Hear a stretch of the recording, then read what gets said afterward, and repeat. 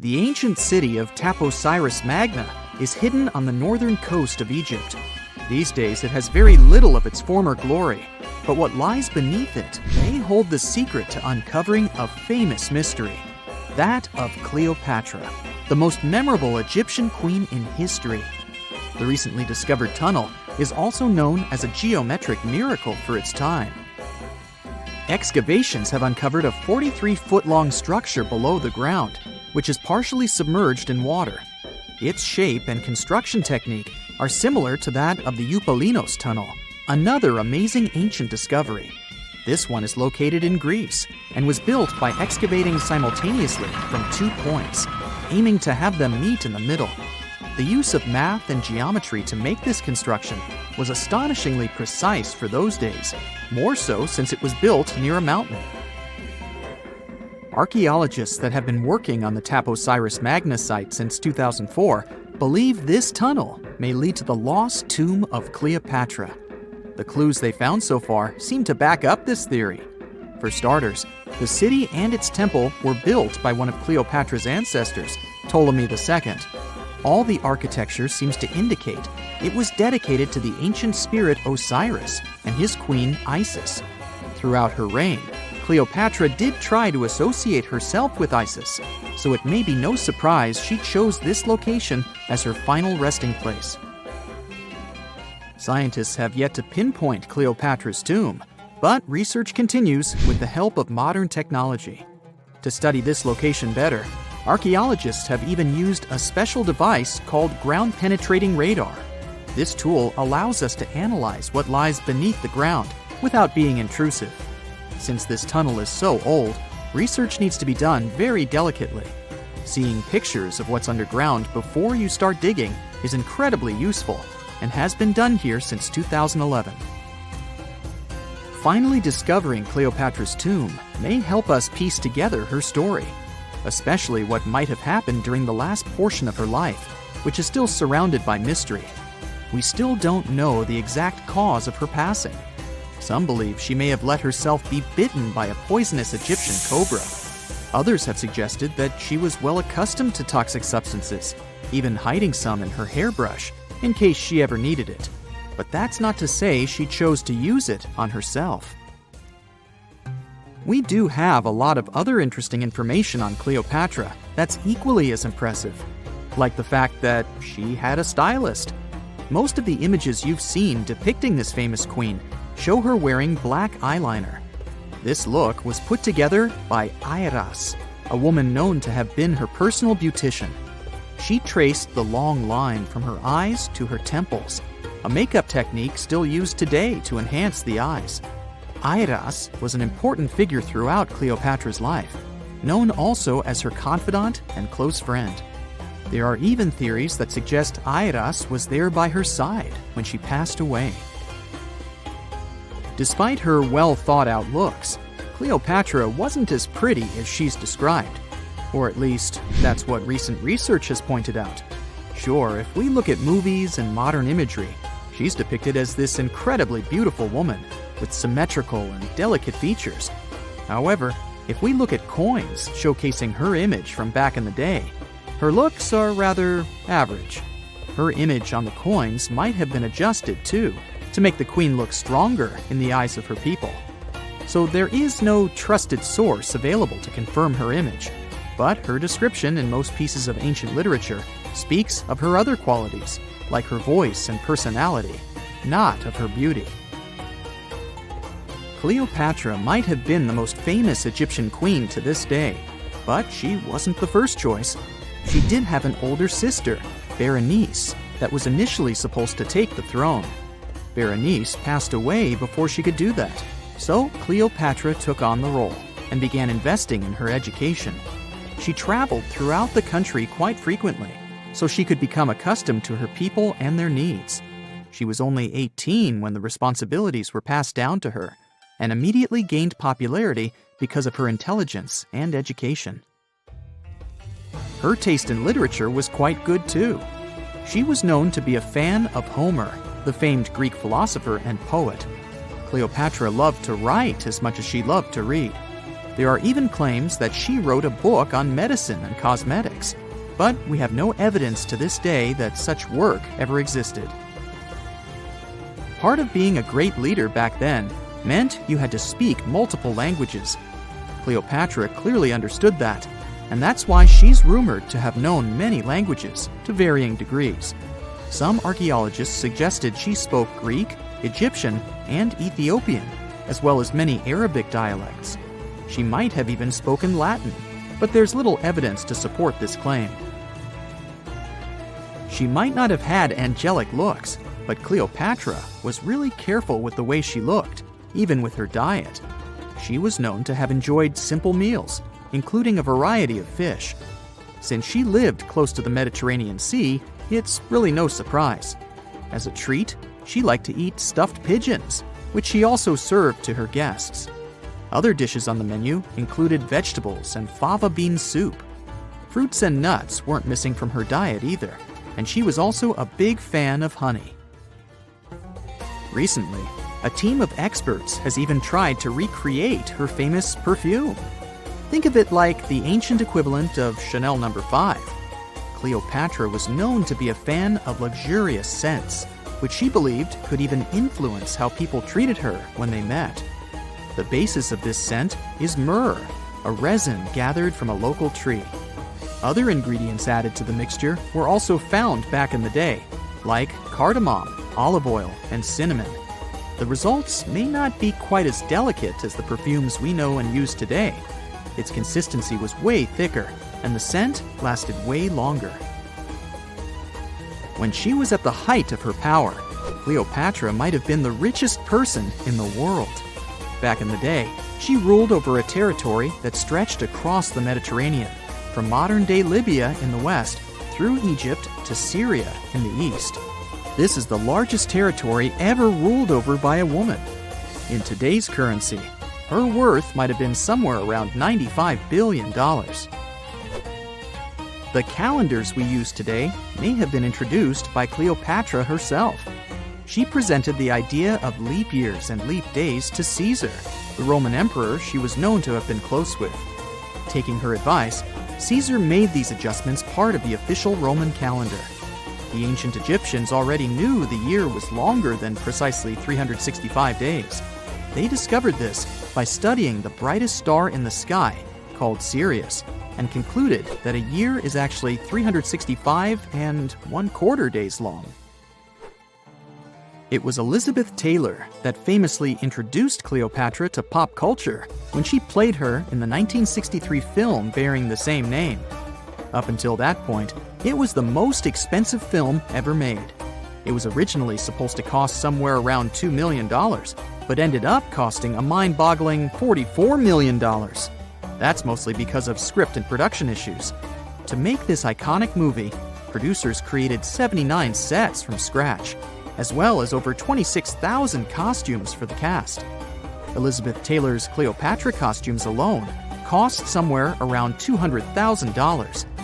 Thankfully for the producers, the movie made headlines and was well received by critics, making it a box office success. A lot of people associate Cleopatra with another famous Egyptian ruler, King Tutankhamun, nicknamed King Tut. Surprisingly, apart from both of them being Egyptian pharaohs, they have nothing else in common. For starters, King Tut lived around 1,300 years before Cleopatra did, and there is also no connection regarding their ancestry. Cleopatra had Macedonian Greek roots, while King Tut was a native Egyptian. When you hear the word mummy, you might get a chill down your spine. That's because most of us associate this word with those creepy characters we've seen in some scary movies. But in reality, mummies have helped us understand a lot about ancient civilizations, their rulers, and about how people used to deal with losing their loved ones. The people most famous worldwide for their mummies are the ancient Egyptians. They believed that some sort of existence after passing away was possible, if certain conditions were met. That's why they insisted on preserving the human body through the process of mummification and placing the mummy in a furnished tomb, kind of like giving it a fully functioning apartment of its own. Why did they believe in this? Well, because they were deeply connected to their natural environment for the most part. They saw the natural cycles around them, like how the sun rose every day, followed by the moon, or how new life was always sprouting from plants, even after they had wilted away. They also believed that the powerful spirit Osiris, who represented the cycle of passing away and resurrection, played a role in this process. To prepare for the afterlife, the ancient Egyptians followed certain rituals, like mummification, which involved using materials like honey, resins, and incense to preserve the body. There's no other mummy more popular than that of King Tut. He was a young pharaoh who ruled over 3,000 years ago in Egypt. The problem with discovering ancient royal tombs is that most of such burial sites were previously robbed. People knew ancient rulers had been left with many valuable belongings, so those locations became vulnerable to thieves. When King Tut's tomb was opened in 1922, people were excited because it had not been robbed, like many other previously discovered royal tombs. That's how well hidden it was. Inside, his mummy was encapsulated in a total of 3 coffins, including one made of gold. The objects found in his tomb showed us what ancient Egypt was like, and studying his mummy also helped us learn about the culture and practices popular at the time when he passed away. We also learned about his family by looking at his DNA. Scientists were able to discover that he had had a disease called malaria and a problem with his foot that might have made it hard for him to walk. Ramses II was another pharaoh in Egypt who ruled for 68 years, which was quite a lot back in the day. He was known for his expansion campaigns and building projects. Many objects from his time as a ruler still exist today, including a large statue of him. Ramses II was about 6 feet tall and lived to be about 90 years old. After looking at his mummy, scientists concluded that he may have had a medical condition that affected his spine. Now, remember those thieves I mentioned before? They are probably the reason why Ramses II ended up in a plain coffin in a secret collection of royal mummies at Deir al-Bahari, which was rediscovered in 1881. Thankfully, archaeologists were able to identify him because his journeys had been recorded on his wrappings. The process was really tedious too. In fact, in ancient Egypt, the mummification process could take a staggering 70 days to complete. A special person would say a very specific speech while delicately handling the body and drying it out using a type of salt called natron. They also used linen and resin to make the body look more lifelike and to wrap it in cloth. The tomb was equally as important for ancient Egyptians. The walls of King Tut's tomb, for example, were adorned with intricate artwork that depicted his journey to the afterlife, from his burial procession to his passage through the underworld. The ancient Egyptians believed that everyone made this journey after passing away, and they filled their tombs with items and paintings to help the person in their spiritual travels. Additionally, the walls of the tomb were decorated with spells from a special book, which contained a collection of poems that the Egyptians believed would help people reach the afterlife. And speaking of how important this journey was, people also placed food in these ancient tombs. In King Tut's tomb, archaeologists discovered 36 jars of vintage beverages and 8 baskets of fruit, which were believed to be left there to help him in his journey to the afterlife. The Egyptians believed that traveling to the afterlife took a really long time, so they left a lot of supplies, such as food and water, to sustain their loved ones. Pharaohs also generally had numerous luxurious garments and beautiful jewelry in their tombs to ensure that they would have a fashionable journey.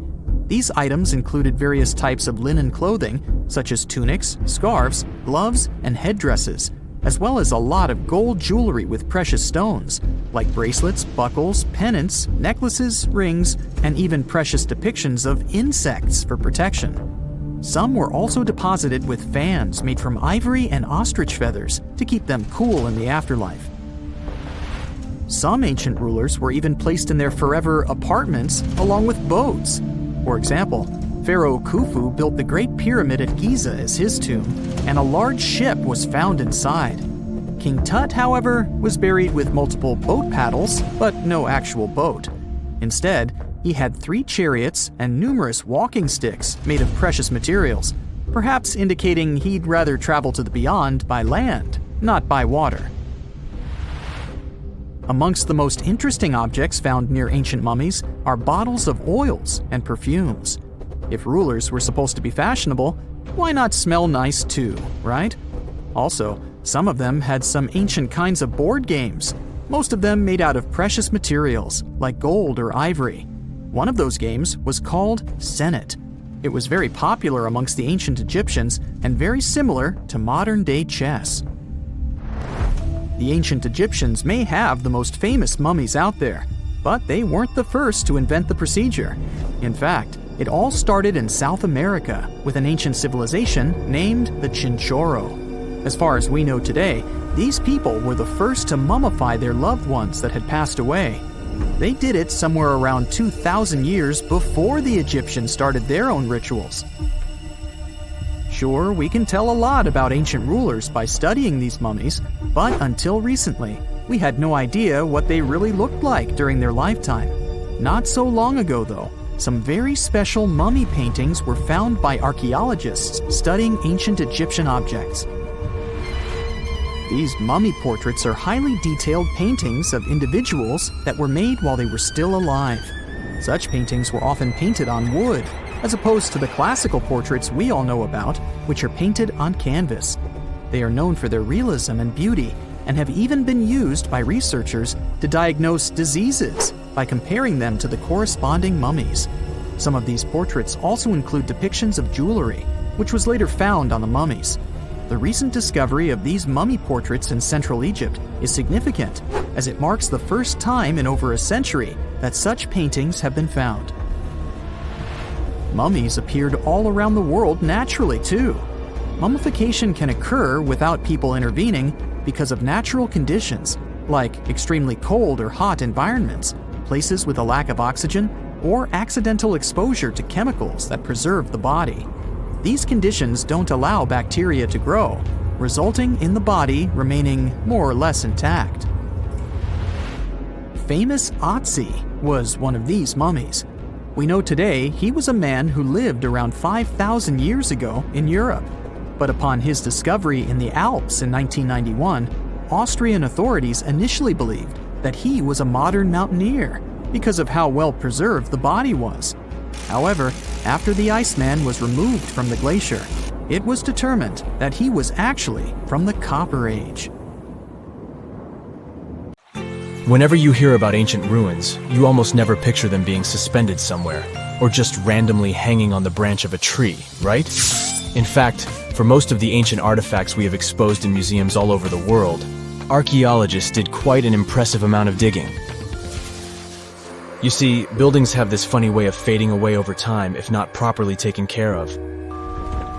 Sometimes we need to reuse some building materials, so an older construction may be sacrificed in the process. Other times houses are abandoned, and once they are exposed to the elements on the surface, like rain or sunlight, they don't really stand a chance. Some just simply crumble away due to good old erosion. So the only way a piece of architecture can survive the test of time is if it's somehow gotten buried deep down. Now, how did they end up buried in the first place? Well, it's quite the comedy of errors. Ancient cities had a habit of gradually raising their ground level like a kid adding toppings to their ice cream sundae. You see, these settlements were always busy collecting food and building materials to keep up with their ever-growing population. But hey, who has time to deal with waste and rubbish? It wasn't exactly high on their to-do list back in the day. So when it came to building new houses, ancient civilizations found it much easier to save their sweat and tears by piling up the rubble and constructing right on top. But that's not all. Rivers would also occasionally flood and deposit a layer of sediment on the city floors, further encapsulating those ancient constructions. And in those dry regions like the desert, where the wind likes to show off its sand and dust dance moves, you can bet it was a constant struggle to keep the establishments clean. One hilarious example is the Sphinx, which had its head buried in sand until a group of archaeologists unearthed it in 1817. Some ancient towns eventually got covered up because they were completely abandoned. With less human activity to control their expansion, plant seeds couldn't resist the opportunity and sprouted all over the place. They gobbled up carbon dioxide from the air and grew, adding more and more bulk to the ground. Those cheeky roots even decided to stabilize the soil made from decaying plant matter, creating layers upon layers of earthy goodness. It's like the ultimate DIY project Mother Nature embarked on, with plants as her loyal helpers. The act of digging into the secrets of ancient civilizations is not just about unearthing a lost world. It's also an epic quest to reveal the hidden treasures beneath layers of history. But how do archaeologists know where to dig in the first place? If everything is covered in layers upon layers of sediments, debris, and plant roots, they must have some sort of system they rely on before embarking on a new project, right? For starters, they're not always the ones suggesting an archaeological dig in a certain location. Let me explain. Let's say you're a contractor and you want to build a new fancy apartment complex in your city. Some local legislations have certain requirements before your project can start, though. For instance, before anyone starts building on a piece of land, they might need to bring in specialists to check the soil. These clever folks can be archaeologists, geologists, or paleontologists, and they need to keep an eye on things during development. If any artifacts or ecofacts, fancy word for organic remnants, are discovered, these experts swoop in to excavate and study them. But what about sites that have nothing to do with bulldozers and yellow hats? Archaeologists have more than one trick up their sleeves when it comes to locating ancient hotspots. They dive deep into historic records with a healthy dose of detective work. By sniffing out old documents and maps, they can piece together the puzzle of human activity in a specific area. If a site has been visited before, it's even better. Finding records of past excavations or historical accounts can give archaeologists lots of information on where to continue their treasure hunt. Before archaeologists start swinging their shovels, they engage in a bit of a visual scan mission. Armed with a grid system, they'll stroll around the site, keeping their eyes peeled for any artifacts that might be hiding just beneath the Earth's upper layer. From groundstone tools to historic glass and even ancient garbage dumps, yes, they're all so valuable. These keen-eyed explorers can spot signs of human activity faster than most people. If they stumble upon midden soil, fancy term for a garbage dump, they know for sure that humans once called this place home. Archaeologists don't just rely on their trusty shovels, though. They have an arsenal of gadgets to aid in their search for hidden wonders. Geophysical tools are like their secret weapons. Take the resistivity meter, for example. This clever contraption measures the electrical component of the soil and any buried features or artifacts. A buried wall, for instance, will create a different resistivity reading than the surrounding soil.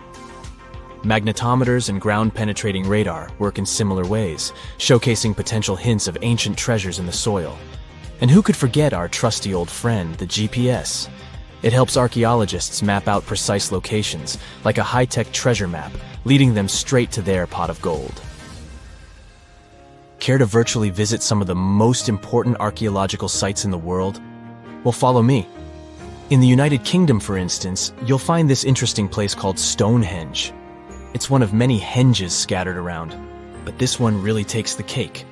Picture this: massive ancient stones standing tall and proud, arranged in a funky outer ring and an inner horseshoe, with some smaller stones thrown in for good measure. And guess what?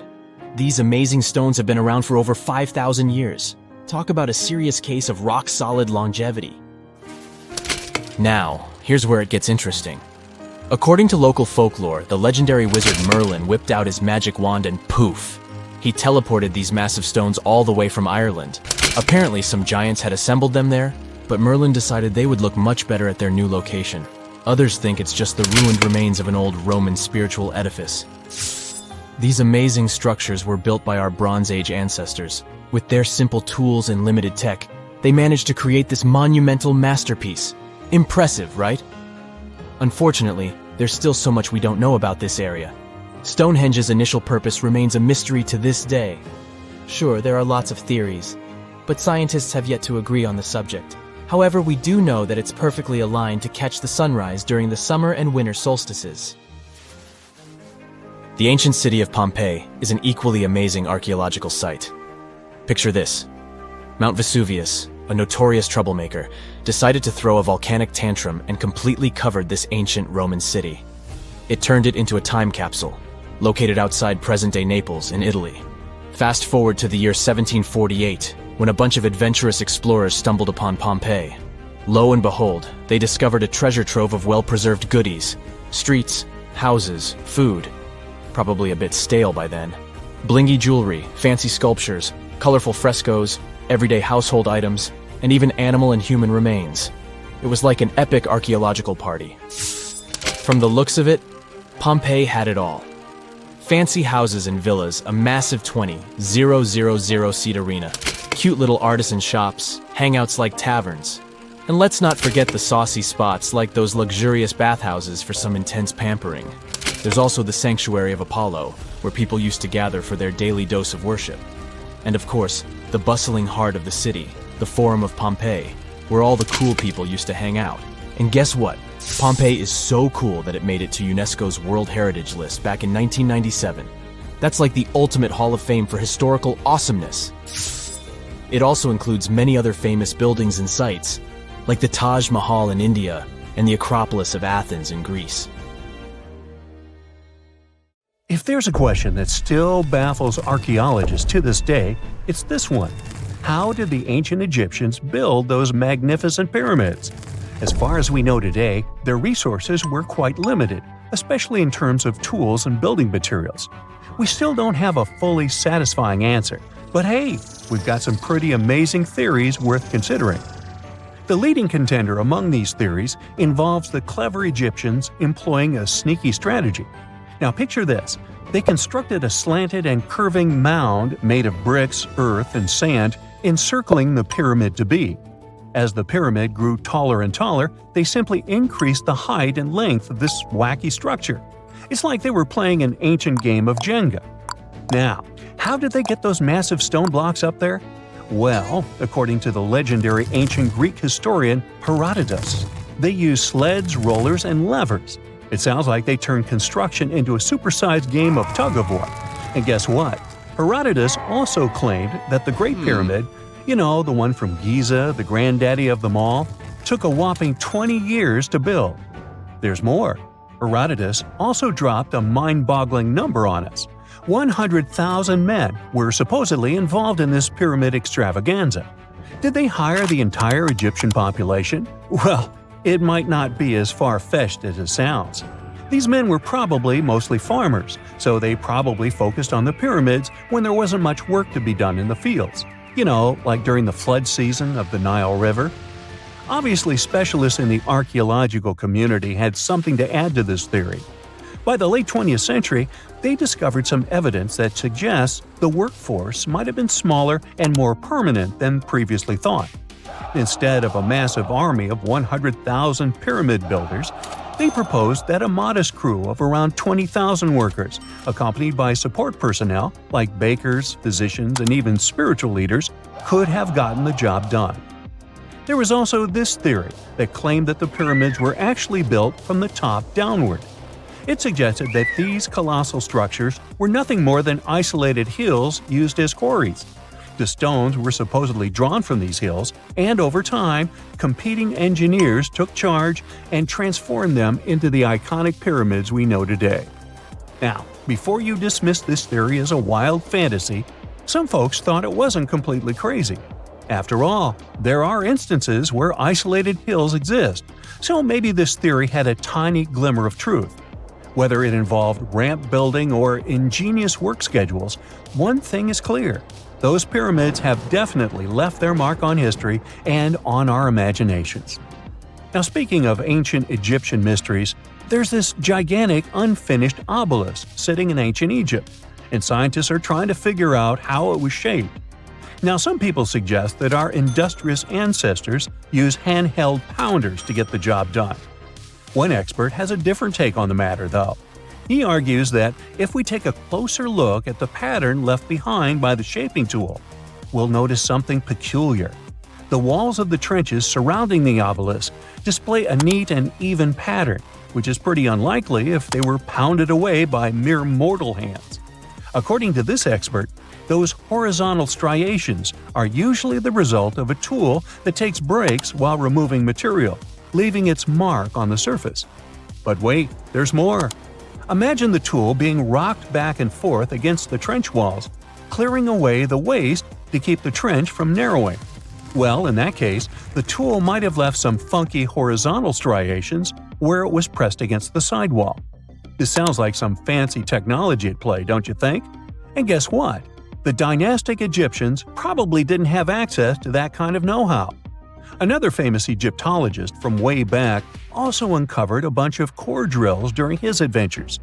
Although the actual drill bits are missing, his collection houses these particular core remnants made of limestone, alabaster, and even granite. These constructions aren't the only amazing thing the ancient Egyptians left behind, though. As it turns out, the Egyptians were the genius minds behind the creation of the handheld mirror. Yeah, that little mirror you use every day to check yourself out. But here's the twist. These mirrors are like pieces of art. They were decorated with inscriptions and figures. But that's not all. The Egyptians had a serious concern with their appearance. They knew the importance of personal hygiene and looking fabulous. So, in their quest for pearly whites, they invented toothbrushes and toothpaste. Dental problems were pretty common back then, and their smiles weren't exactly all white. Dentistry wasn't their strongest suit, you see. Maybe their minds were distracted by all that pyramid building. So that doesn't mean those ancient toothpaste recipes weren't amazing. One delightful concoction included rock salt, mint, dried iris petals, and pepper. Some brave dentists in the 21st century tried it out, and it worked pretty well. Ground-up ash was also used in another recipe to create a tooth cleansing paste. Mint was missing, so that didn't do much for their breath. That's when the genius Egyptians came up with the world's first breath mints. They made tablets from heated spices like cinnamon, and they mixed it with honey. Now, let's shift gears to home decor, Egyptian style. They surely took ornamentation to the next level. While the concept of decorating furniture started in Mesopotamia, the Egyptians cranked it up a notch. They went all out with different colors of ink and even developed various weights of paper. Oh, and let's not forget about those cute little area rugs we all have in our homes today. Guess who came up with the idea? Yep, the Egyptians. They used the versatile papyrus plant to make those cozy rugs. And speaking of trends, the Egyptians loved their knickknacks. They had an assortment of small figurines in the shapes of cats, dogs, and people. These statues were made from various materials, like simple sun-dried mud to the ultimate bling of gold. It all depended on how loaded you were. The Egyptians were also all about farming, and they knew that clean water was crucial for their crops and animals. That's why they came up with some nifty inventions and techniques to make sure their land was fertile and their plants were happy. First off, they had the genius idea of using ox-drawn plows. They had two types of plows, heavy and light. The heavy plow would strut its stuff, cutting deep furrows in the soil, while the lighter plow followed behind, fluffing up the earth. But they didn't stop there. After plowing, the Egyptians would break up clumps of soil and sow the rows with seeds. To give those seeds a good old squish into the furrows, they'd march their livestock across the field, effectively closing up the furrows. But hey, all that hard work would be pointless if their seeds were as dry as the Sahara. That's where irrigation comes into play. The Egyptians were so good at it that other cultures, like the Greeks and Romans, couldn't help but copy their techniques. Now let's switch gears and talk about the marvelous architecture of ancient Egypt.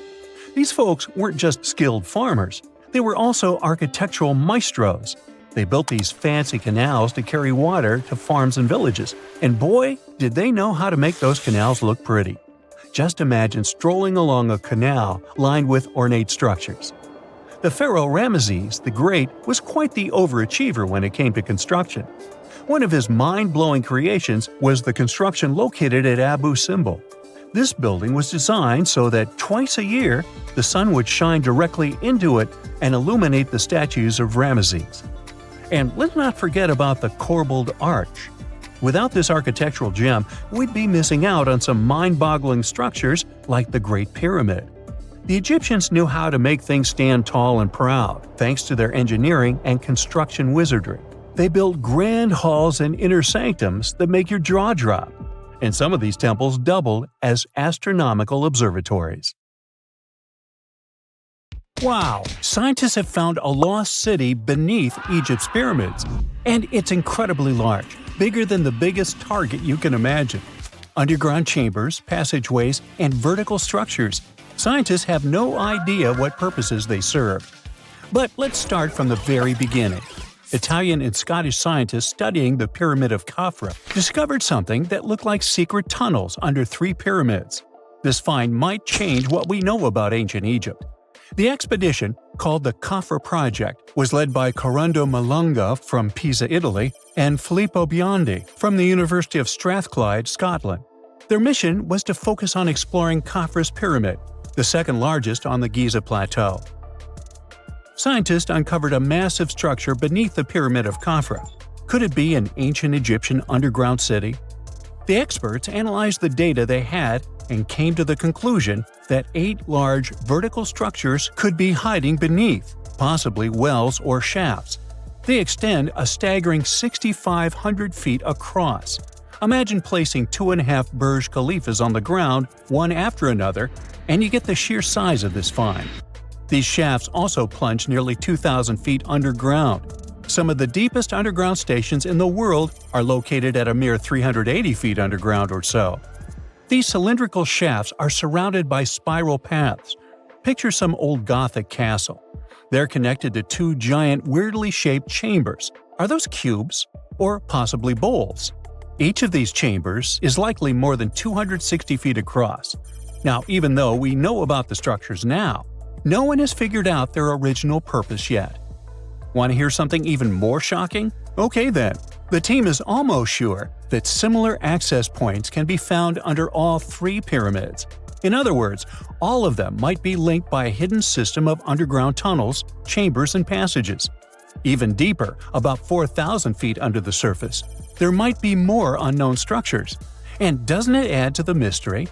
But the coolest news is that, according to some team members, these hidden structures near Giza pyramids could align with the legendary Halls of Amenti.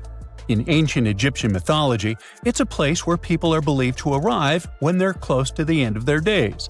There, they are said to take a 3-day-long trial, facing their biggest fears. Now, how did scientists even discover these hidden spaces? To uncover them, researchers used 2 satellites positioned 420 miles above Earth.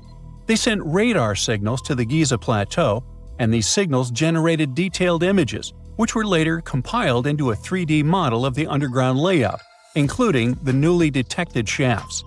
Then, using synthetic aperture radar or SAR technology, which is a type of radar that can penetrate through stone, the team also spotted 5 small room-like structures hidden deep within the pyramid. One of these chambers contained a sarcophagus, which was once thought to be the tomb of Pharaoh Khafra. But now, scientists believe this was a mistake. The true burial site is likely to be elsewhere. In any case, these 5 hidden rooms were completely unknown before the scans. They seem to be arranged in the center of the pyramid and are linked to underground pathways leading somewhere below the structure.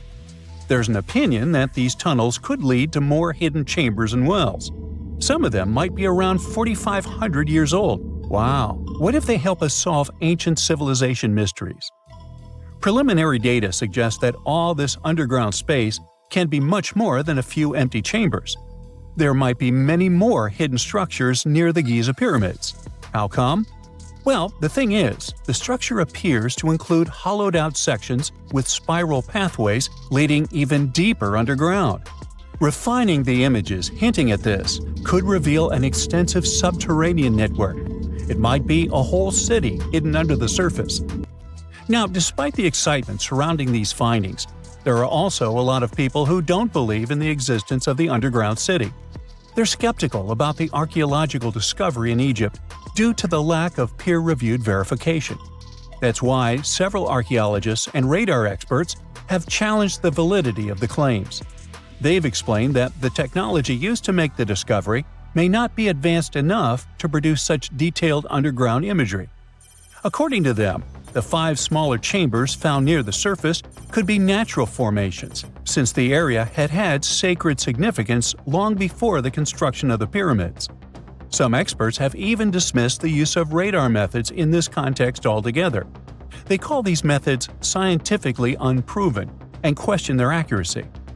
The discovery has also reignited discussions about ancient Egyptian myths and the possibility of hidden texts lying somewhere beneath the Giza pyramids. The layout of the newly detected underground chambers shares similarities with mythological accounts of the Hall of Records, a rumored chamber that could preserve early Egyptian wisdom. If confirmed, these findings could significantly reshape the understanding of Egypt's sacred topography. Plus, this lost city beneath Egypt's pyramid could become physical evidence of previously unknown underground structures. That's why the Khafra project is super eager to begin excavating to confirm their findings. But getting approval from Egyptian authorities is a challenging process. The discoveries still need to undergo peer review before they are accepted by the academic community. By the way, this recent archaeological discovery in Egypt comes on the heels of another discovery involving a weird structure beneath the Royal Giza Cemetery, which researchers believe is unnatural in origin. Archaeologists use remote sensing techniques and uncovered a mysterious L-shaped structure underground in the Western Cemetery of Giza. This area is known to house burials of royal family members and high-ranking officials. Many of the tombs in the cemetery have above-ground mastabas, rectangular stone or mud brick structures with flat roofs. But there is an area in the center of the cemetery where there are no above-ground structures. To investigate this unexplored region, the team used electrical resistive tomography and ground-penetrating radar. ERT works by sending electrical currents into the ground and measuring the resistance to detect remains. As for GPR, it sends radar into the ground and maps the structures based on the radar's return.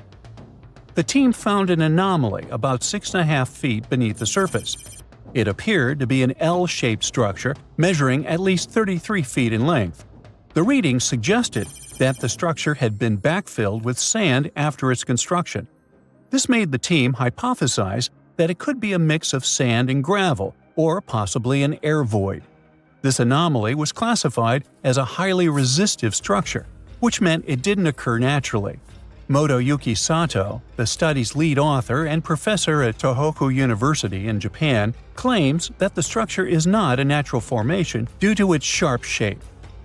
Another weird thing about ancient Egyptian pyramids is that historians have long believed that they were built primarily for royals and high-status individuals who had the wealth and power to create such massive structures. However, new research from the archaeological site of Tombos in modern-day Sudan challenges this assumption. The thing is, Tombos' pyramid may have served as burial sites for low-status workers as well as elites. The hard-working members of ancient communities may have found their last resting place in some of the most visible monuments, including the pyramids. Located along the Nile River in the ancient region of Nubia, Tombos became part of Egypt after its conquest of the area around 1400 BCE. That's when Egypt established the site to strengthen its colonial control.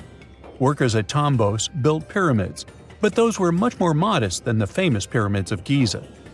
The research team reanalyzed 110 human skeletons from Tombos, originally studied in 2012. In particular, they examined the entheses, the areas where tendons and ligaments attach to bones. Such an analysis can give us insights into the amount of physical labor a person performed.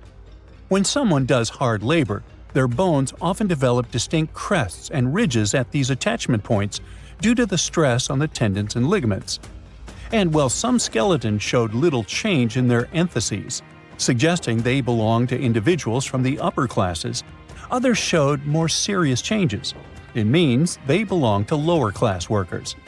This finding can totally challenge our earlier understanding of pyramid burials, especially the idea that only elites were buried in the pyramids, because the pyramids themselves were designed for the elite. This recent research may prove that lower-class workers may have found their final resting place in these monumental structures too. In 1850, French scientist Auguste Mariette went to Egypt looking for manuscripts, but accidentally found a head of a sphinx sticking out of the dunes. He cleared the sand and figured out the sphinx was guiding the entrance to some underground construction. Several months later, he finally entered the Serapeum of Saqqara. Inside, he found an enormous granite sarcophagi with remnants of 64 bulls. Scientists are still amazed by the tech that the ancient Egyptians used to transport those enormous boxes. The Serapeum was built around the year 3000 before the Common Era. It was an underground tomb built to honor the sacred Apis bulls of ancient Egypt. It had a long hallway, almost 500 feet long, with giant stone rooms on both sides. Some of the sarcophagi weighed as much as 50 average cars, and all of them were made with super precision with exact 90-degree angles. These sarcophagi were beautifully decorated with hieroglyphs and carvings that told stories about the lives and importance of the Apis bulls. Now, there are 24 sarcophagi left. In ancient Egypt, Apis bulls were very special animals connected to the deity Ptah. They thought the bulls carried Ptah's spirit and wisdom, helped the pharaoh, and protected the Egyptians. Priests looked for special markings on young bulls to find Apis bulls. It could be a white triangle on its forehead, which symbolized divine light, a shape on its back like a vulture's wing, and a scarab shape under its tongue, which stood for rebirth. If a bull had these signs, they believed it was chosen by Ptah and treated it like royalty. The chosen bulls lived in a special temple in Memphis, the city where they worshipped Ptah. They received the best care and offerings from visitors who wanted their blessings. When an Apis bull passed away, it was treated with great honor and mummified. When Mariette entered the Serapeum, he noticed traces of rollers on the gallery's floor and found 2 wooden horizontal winches. Each had 8 levers. Later, other explorers saw double rails. The burial chambers were lower than the hallway floor. To get the boxes into place, workers filled the chambers with sand so the sarcophagi could be rolled in straight. Then they slowly removed the sand to gently lower the boxes into perfectly cut spaces in the bedrock. A carved stone sign found in the Serapeum said it took 28 days to move just one sarcophagus and its lid into its spot during the time of Ptolemy II. The extreme precision of the sarcophagi with 90-degree angles also has an explanation. Ancient Egyptians wrote texts, or rather, papyrus, on geometry a long time ago. It shows that they knew the approximate number pi and could calculate the volume of a pyramid with its top cut off. If they could figure out complicated math like that back then, it makes sense that they could also carve perfectly flat surfaces 500 years later. All this sounds pretty legit, but some people think certain things don't add up here.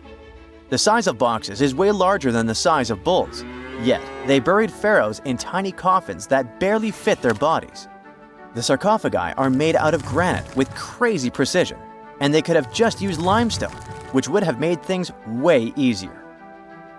The transportation of the boxes seems pretty simple, but only in theory. If one person could pull about 440 pounds, then at least 250 people would be needed to pull just one box. The tunnels in the Serapeum are really narrow, only about 2 feet wider than the boxes themselves. There's no way hundreds of people could have squeezed into those tight spaces to pull the boxes. And even if they did, how would they turn the box in the cramped corridor, lower it into its niche, and place it perfectly in the middle? Somehow, they did this 24 times, and every box is centered perfectly. Plus, the chambers were dusty, and there were no signs of soot from lamps. This means they must have worked in almost complete darkness. The real use of the boxes could also be different. A long time ago, even before the Egyptian pharaohs ruled, the local people already knew how to use fermentation. It happens when tiny organisms called yeast eat certain ingredients like starch and turn them into gas and ethanol. So someone in ancient Egypt probably put food like barley, bread, and even meat inside a giant stone box, then closed it tight with a heavy lid. These stone boxes, carved from granite, were so precisely made that they were almost completely sealed. so nothing could escape from it. As the yeast inside the box started working, it created more and more CO2 gas. It built up pressure inside the box. The granite boxes were incredibly strong. They could handle more pressure than a car tire can hold. When granite was squeezed under such pressure, its crystals produced a tiny electric charge. This effect was possible because granite contains quartz, a material that reacts to pressure this way. The process also needed meat or animal parts, possibly to help the yeast grow better. Meat contains something called oleic acid, which yeast needs to keep growing and to survive the bad effects of the ethanol it produces. As the pressure inside the box kept growing, the combination of gases and electricity made these boxes not just ancient fridges, but powerful energy systems. Over time, the pressure inside got so strong that it could push the lid open and the gas would escape with a pop. But when people rediscovered the Serapeum in 1850, they found old drawings that showed piles of stones stacked on top of some of the box lids. So, someone long ago probably tried to make the lids even heavier by adding extra weight to make it harder for the gas pressure to push them open. This extra weight also meant the quartz crystals in the granite could keep creating more electricity under all that pressure. If someone opened one of these stone boxes thousands of years later, they would only find bones from bulls that were placed in the box. And that's exactly what Mariette discovered in the 1850s. They opened the Serapeum for visitors soon after the first excavations in the second half of the 19th century. Prince of Wales even had a luncheon with his guests in one of the sarcophagi. Sands and earthquakes made the site inaccessible for a while, but now you can visit it again and try to solve the mystery yourself. With new tech, we could have answers to many other historical mysteries soon. A team of scientists at Chicago's Field Museum of Natural History recently used a special CT scanner to learn more about ancient Egyptian mummies without unwrapping them. They gently rolled 26 mummies on custom carts out to the parking lot, where the scanner was waiting. It took thousands of detailed X-ray pictures of each mummy and their coffins. When all the pictures were put together, they created 3D images that showed what was inside, the skeletons, and some artifacts. The scientists hope these images will help them understand ancient Egyptian burial practices from over 3,000 years ago. Even though the scanning process only took 4 days, it might take 3 years to study all the data. But scientists were able to learn some personal details about the mummies. One of the most popular mummified individuals at the museum, Lady Cheneta, was a woman who lived in ancient Egypt about 3,000 years ago. It looks like she passed away in her late 30s or early 40s. To make sure her body looked complete for the afterlife, embalmers put stuffing in her neck to keep it from collapsing. They also placed artificial eyes in her sockets, so she would have eyes in the next world. She was wrapped in fancy linen and placed in a beautifully decorated coffin. The scans revealed that it had been carefully crafted with a slit at the back, which embalmers used to fit the body. There were also some artistic details on the surface, like markings for her knees. It looks like her burial was on the scale of a high-end luxury car. For more than 3,000 years, the gold mask of Pharaoh Tutankhamun stayed hidden in the Valley of the Kings. This artifact, which stands about 21 inches tall, shows how skilled and artistic the ancient Egyptians were. But nobody expected that X-rays would reveal its biggest secret. King Tut was the last ruler of his family during the 18th dynasty. He took the throne at just 9 years old, but ruled for only 10 years before he passed away unexpectedly. If we're being honest, back in ancient Egypt, he was mostly forgotten by the rulers who came after him. His tomb wasn't a big deal for them, so much so that even the grave robbers forgot about him. It might sound a bit sad, but the truth is that it was actually great news for us. Since his tomb was practically forgotten, it ended up being perfectly preserved. While the other tombs in the Valley of the Kings were looted, his remained sealed and untouched. So when it was discovered back in 1922, it had over 5,000 precious objects inside. That made Tutankhamun basically an instant celebrity and one of the best-known pharaohs nowadays. Among the treasures was the most stunning piece, his golden mask. This mask is said to be an exact image of the king's face, or at least it was supposed to be, but we'll get to that later. The purpose of this accurate representation of his face was to make sure that his soul would recognize him in the afterlife and return to his mummified body. In ancient Egyptian beliefs, this would allow him to continue living in the afterlife. The details of the mask clearly looked incredibly difficult to create, but people didn't realize how complex it truly was until many years later. The first X-rays of the mask were taken in 1967. Back then, the main reason for these scans was practical – conservation. The mask was heading to Paris for an exhibition, and it was the first time it had ever left Paris. This would help them keep track of any changes during the exhibit. Plus, the images could give clues about how the mask was made, but back then, they probably didn't fully realize just how complex its construction was. I mean, Egyptian goldsmiths didn't use modern soldering techniques. So, how did they make this mask? New X-rays taken in 2007 gave us some answers. It turned out the Egyptians didn't use pure gold, which is 24 carats. The mask was actually made of 23-karat gold, meaning it was mixed with another material. So specialists discovered that the gold sheets contained a small amount of copper, a reddish-brown metal. This was likely done to make the material more flexible and easier to shape. They would then shape the gold sheets by heating and hammering them over and over again. But there was one more secret inside the mask that wasn't discovered until 2015.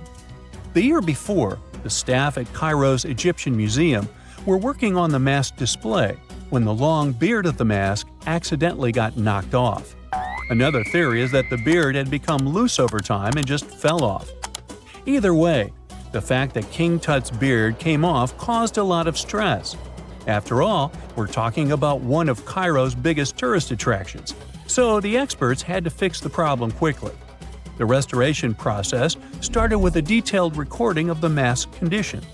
To do this, they had to take a full three-dimensional scan of the artifact.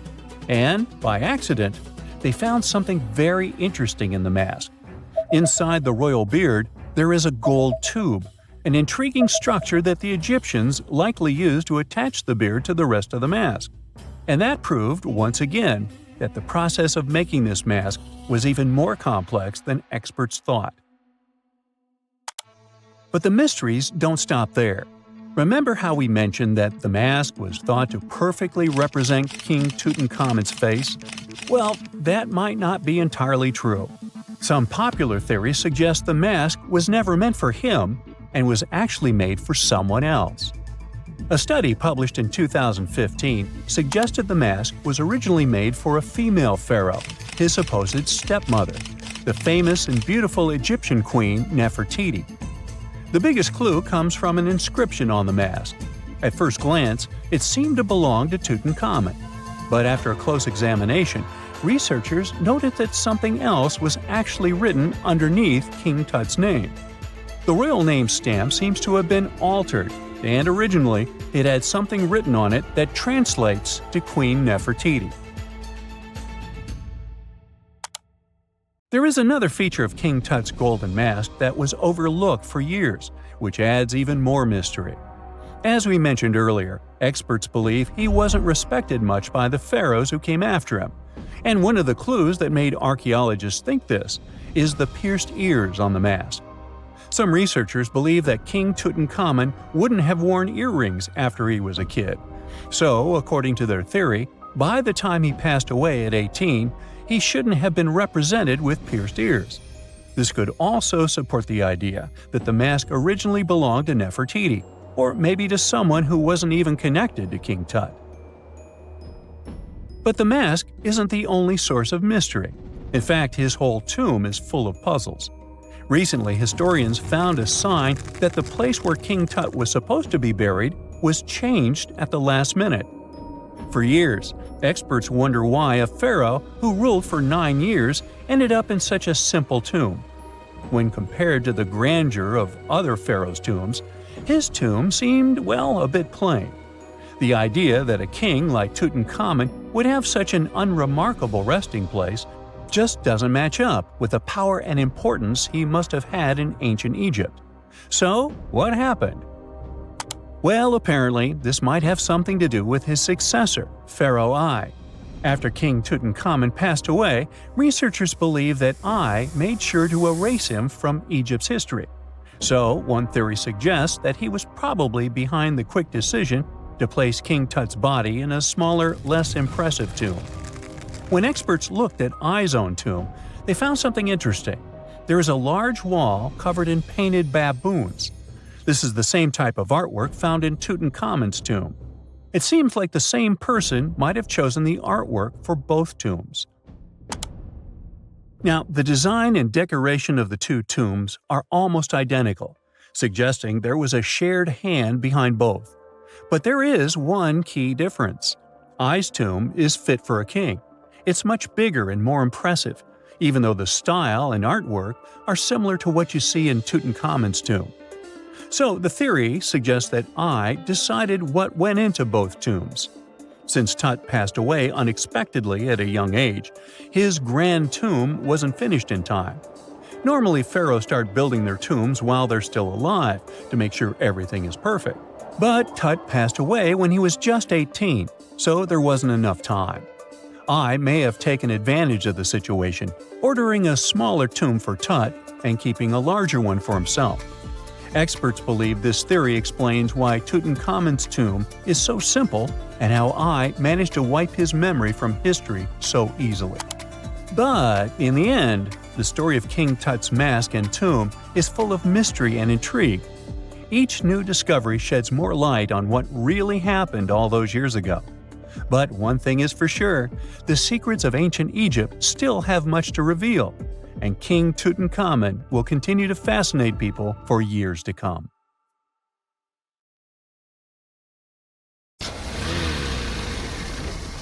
And now we're off to almost 5,000 years ago. Let me take you to ancient Egypt, where back in 2550 BC, guess what? The construction of the Great Pyramids of Giza started. People learned to build cathedrals and skyscrapers, but it wasn't until recently that these massive buildings appeared. It's still a mystery to even modern scientists how these pyramids were built 5,000 years ago. No wonder they are one of the 7 wonders of the ancient world. They're also the oldest of them and the only wonder of the ancient world that still exists in the 21st century. It must have taken a lot of cooperation to build a thing that massive, even for today's metrics. But the Giza pyramids weren't the first pyramids ever. The first one, called the Step Pyramid, was built around 80 years before the first pyramid of Giza, in 2630 BC, for King Djoser. It wasn't meant to be extraordinary, but ended up being quite impressive. It was a pyramid of 6 stepped layers of stone. It was 204 feet high, which is as tall as a 19-story building. And it was the tallest building that existed at that time. It wasn't just a pyramid though, it was surrounded by a whole complex of buildings, including even courtyards. In ancient Egypt, people believed in the afterlife, so everyone, especially kings, wanted to make sure they had everything they needed to get ready for it. Here's why the pyramid complex was perfectly supplied with a lot of objects people used every day. The complex included a pyramid and a kind of a palace. Those buildings had many things the king loved and might need one day, like furniture, food, and gold vessels. After Djoser, building pyramids became common practice, but many pyramids weren't finished. It would usually take about 20 years to build one, but many rulers reigned way less than that. Overall, there are more than 100 pyramids. The most famous pyramids are the Great Pyramids of Giza. The first one and the biggest one was built for Pharaoh Khufu, around 2550 BC. Initially, it was 481 feet tall, which is as tall as a 40-story building. The second pyramid was built for Khufu's son, Pharaoh Khafre, around 2520 BC. It's just a bit shorter, usually standing at 471 feet high, a 39-story building. This is the pyramid with the famous statue of the Sphinx. Sphinxes have a lion's body and a human head. They were built to guard important areas. This one has the head of Pharaoh Khafre and is guarding his pyramid, facing the sunrise. The Sphinx is most well known and is one of the world's biggest and oldest statues. Originally, it had red color and did have a nose. It's still possible to see the trace of red pigment by its ears. but no one knows exactly when the nose disappeared. For some time, the Sphinx was sort of hidden underground, being covered with sand up to its shoulders. Luckily, in the early 1800s, an adventurer with a team of 160 people dug it out. The third pyramid of Giza is the smallest one, being more than twice shorter. Originally, it was 218 feet high, about the height of a 20-story building. Built in 2490 BC, it was a pyramid for Khafre's son, Menkaure. The pyramids are designed to align with the points of the compass, and their sides symbolize the rays of the sun. But back at the time, there were no compasses. Ancient Egyptians figured out the directions themselves, and with amazing precision. To align the pyramids, they used two constellations. Originally, the pyramids were covered in smooth white limestone and had a gold-silver top to reflect the sun. Later, the white limestone was taken from the pyramids by other kings and used for other buildings. Scientists estimated that ancient Egyptians used about 2.3 million stone blocks to build the first pyramid. Each block weighed more than 1 ton. This is the weight of a rhino. Some blocks were even bigger, being almost as heavy as an elephant. 4.5 millennia ago, there was no modern equipment to help build it. There were no machines, no wheels, and even no steel. The only metal available to them was copper. Even today, scientists aren't sure how the Egyptians managed to build the pyramids. There are no records left that would shed light on it. Some even think that Egyptians wanted to keep it as their secret and didn't even record it on purpose. Many believe that poor people and foreigners built the pyramids, but it's not true. Actually, the builders were very skilled workers, and they were fed and paid well. The archaeologists claim that the builders lived in a nearby temporary city and were a highly organized community with a strong leader. Scientists say that around 20,000 people worked on each pyramid complex, and it took about 20 years to build each. It probably was a national project. The construction site was large in resources, and food and essentials were likely to be contributed from all parts of Egypt. Even with all that support, it remains unclear how people managed to cut, transport, and assemble those huge stones. One of the theories suggests the stones were most likely transported on boats down the Nile River. Then, there was a harder part. They had to be moved to the construction site. For that, they probably used wooden sleds. It wasn't very hard to pull them because the sand mixed with the right amount of water was pretty slick. And 10 people could move a sled even with a rock weighing 1 ton pretty easily. Finally, one last problem. The stones had to be lifted and put into place. Archaeologists have discovered the remains of the ramps system that dates back to when the pyramids were built. Most likely, the Egyptians designed a unique system to move and pull huge stone blocks, but no one knows what it looked like exactly.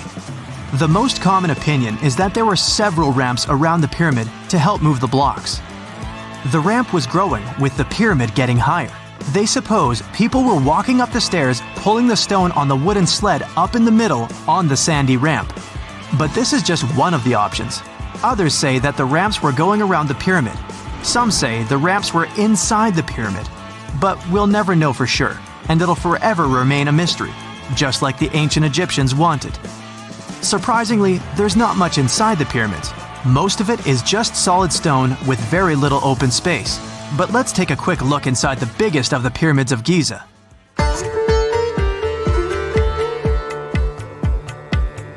From the entrance, there are 2 stairs, one going down and the other one going up. The descending one takes you to a chamber located underground. That's where the pharaohs are, but not in this pyramid because Khufu wanted to stay higher. The underground room is partly unfinished. The room with Khufu's sarcophagus is called the King's Chamber. It's upstairs and then through the tall and long Grand Gallery. Below the King's Chamber, there's a room called the Queen's Chamber. There are no queens though, and no one is sure why the room is called this. Unfortunately, none of these have any hieroglyphs on the wall. They're just bare. If you want to see them, you should go to the other rooms that are decorated. Those pieces of art are depictions of ancient Egypt's culture and daily life. The texts allow researchers to study their language and grammar. Sadly, the treasures that once were here in the pyramid are long stolen. From that room, there are several tunnels for an unknown purpose. There are many tunnels and passages inside the pyramids. There are many chambers and shafts and secret ways. Scientists have been sending little robots with cameras there for some decades already. And the robots did discover another chamber a bit upstairs with hieroglyphs on the walls. But even today, much of the pyramids is still unknown, and there's no so-called building plan of the pyramids. Egyptians did create a mystery no one can crack for 4,500 years already. Scientists recently started to X-ray the pyramid to learn what's inside it without entering it and its narrow, mysterious tunnels.